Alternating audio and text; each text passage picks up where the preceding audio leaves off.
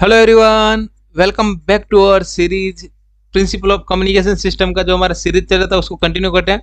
Last video में हमने देख लिया था सैम्पलिंग क्या होता है, सैम्पलिंग वर्किंग कैसे होता है, ब्लॉक डायग्राम कैसे होता है, वो सभी हमने ऑलरेडी देख लिया। जिन्होंने वो वीडियो नहीं देखा वो चैनल पे आप जाके देख सकते हैं, ठीक है। और आई बटन पे भी लगा दूंगा, ठीक है, यहाँ से देख सकते हैं। चलो, आज का टॉपिक अपना इंपॉर्टेंट टॉपिक है एंड आपको एग्जाम में क्वेश्चन पूछा जा सकता है इससे रिलेटेड। वो टॉपिक का नाम क्या अपना, अलाइसिंग इफेक्ट, यानी अलाइसिंग इफेक्ट बोले या इफेक्ट ऑफ अंडर सैम्पलिंग, यानी अंडर सैम्पलिंग का इफेक्ट क्या है। अब ये इफेक्ट क्या होता है, इसका वर्किंग कैसे होता है, यानी कैसे अपने को इफेक्ट शो होता है, ठीक है। देन इसको रिमूव करने के लिए जो मेथड्स है वो भी देखेंगे इस वीडियो में। चलो स्टार्ट करते हैं। जिन्होंने पहले चैनल को सब्सक्राइब किया है पहले चैनल को सब्सक्राइब कर लीजिए एंड वीडियो को लाइक करके अपने फ्रेंड्स तक भी शेयर कर देना। चलो स्टार्ट करते हैं अपना आज का टॉपिक, अलाइसिंग इफेक्ट या इफेक्ट ऑफ अंडर सैम्पलिंग या सैम्पलिंग, ठीक है। सबसे पहले कब ओकर होता है aliasing effect, when the sampling frequency is less than the Nyquist rate. And sampling Nyquist rate क्या होता है, fs इज इक्वल्स टू या greater than is equals to 2fm, ठीक है। ये कंडीशन किसके लिए होते हैं, नाइक्विस्ट रेट के लिए, ये आपको पता होना चाहिए। Nyquist rate, when the sampling frequency fs is less than the Nyquist rate in case of under sampling, यानी अंडर सैम्पलिंग का केस होगा, then aliasing occur, aliasing effect of occur होगा, ठीक है। तो क्या हो जाएगा, fs less than 2fm, less than होगा तो क्या हो जाएगा, अपने को नीड क्या है 2fm से ग्रेटर देन होना चाहिए। देन यहाँ पे क्या है अपना लेस देन होगा तो क्या हो जाएगा, अलाइसिंग इफेक्ट होगा, ठीक है। अब अलाइसिंग इफेक्ट की वजह से क्या होता है पहले यहाँ देख लेते हैं।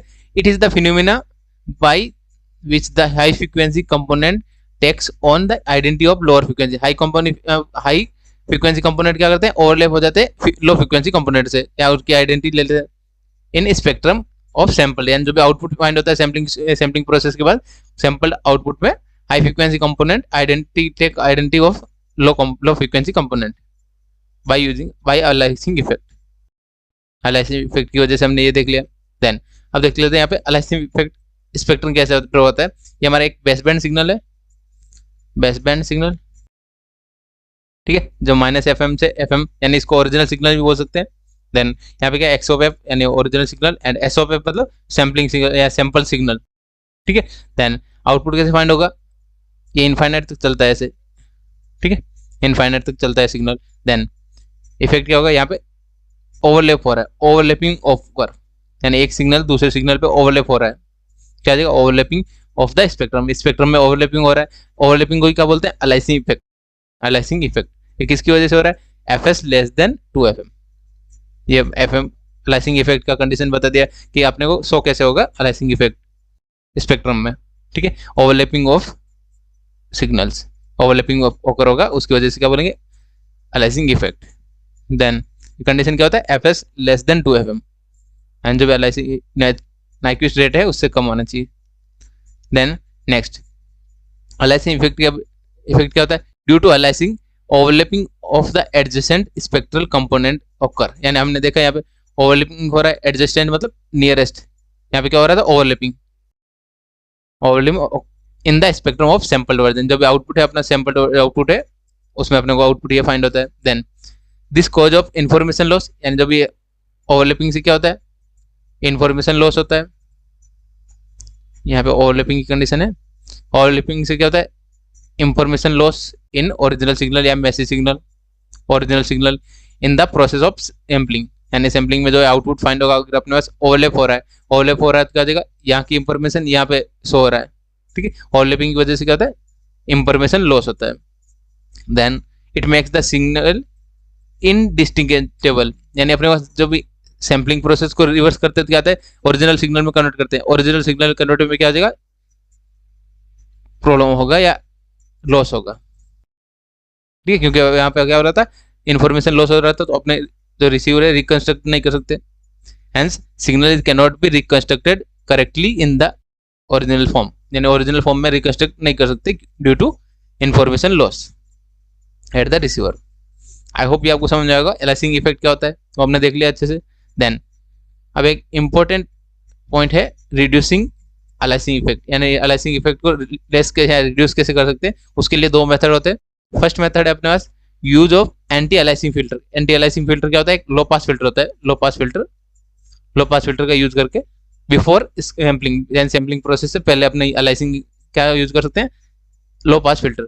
देन क्या हो जाएगा, aliasing can be reduce if the signal is strictly band limited, and जो सिग्नल है उसको बैंड लिमिटेड कन्वर्ट कर देंगे, यानी सैम्पलिंग फ्रीक्वेंसी से ग्रेटर देन 2 FM कर देंगे by using low pass filter passing through the anti aliasing filter या low pass filter. Anti aliasing filter को ही बोलते हैं low pass filter.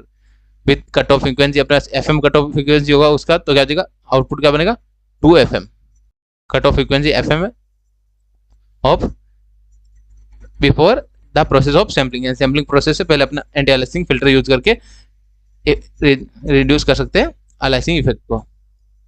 Next point है, नेक्स्ट एंड मेथड है क्या अपना, sampling frequency should be FS greater than equals to 2 FM, यानी अपन ऐसी कंडीशन अप्लाई करें कि FS जो सैम्पलिंग फ्रीक्वेंसी है वो ग्रेटर देन 2 FM होनी चाहिए। ये सेकंड मेथड हो गया, एंड सैम्पलिंग पहले ही अपने पास क्या आ रहा है, greater than frequency, sampling frequency has been kept greater than Nyquist rate. Nyquist rate क्या है, 2 FM से ज़्यादा होना चाहिए। Then when this condition satisfy, यानी ये कंडीशन अपने पास सेटिस्फाई हो रहा है तो क्या जाएगा, spectrum will be not overlap, यानी ओवरलैपिंग की कंडीशन नहीं होगा, क्योंकि ओवरलैपिंग कंडीशन कब होती है, FS लेस देन 2 FM।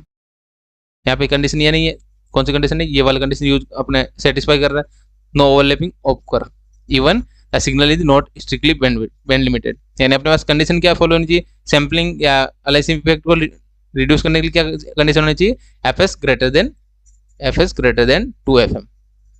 ठीक है, then there is the band gap between individual spectrum of sampled output, यानी जो भी आउटपुट है उसमें अपने को बैंड गैप फाइंड होंगे दो सिग्नल्स के बीच में। ठीक है, दो सिग्नल के बीच में। नेक्स्ट पेज पे मैंने ये आपको बताता हूँ यहाँ पे, यस, बैंड गैप को क्या बोलते हैं, एक इंपॉर्टेंट कॉन्सेप्ट है गार्ड बैंड। ये क्या होता है वो देखते हैं।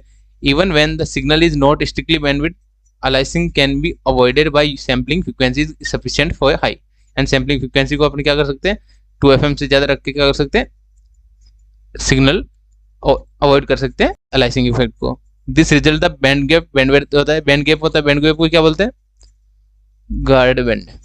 ठीक है, between the repeated spectrum. Next, the guard band ensure that the even non ideal signal क्या होता है कि सिमेट्रिक सिग्नल नहीं होते, वो सिग्नल भी not overlap during sampling process में ओवरलैप नहीं करना चाहिए। ठीक है, आई होप ये आपको समझ में आएगा। देन अब यहाँ पे इस डायग्राम स्पेक्ट्रम में देखते हैं गार्ड बैंड का concept and spectrum showing over sampling क्या हो जाएगा, FS greater than 2 FM, and जो सैम्पलिंग फ्रीक्वेंसी है वो ग्रेटर देन 2 FM है, तो उसमें क्या दिखा, ये बेस बैंड सिग्नल या ओरिजिनल सिग्नल। ठीक है, ओरिजिनल सिग्नल। देन ये क्या है, सैंपल आउटपुट यानी आउटपुट सिग्नल।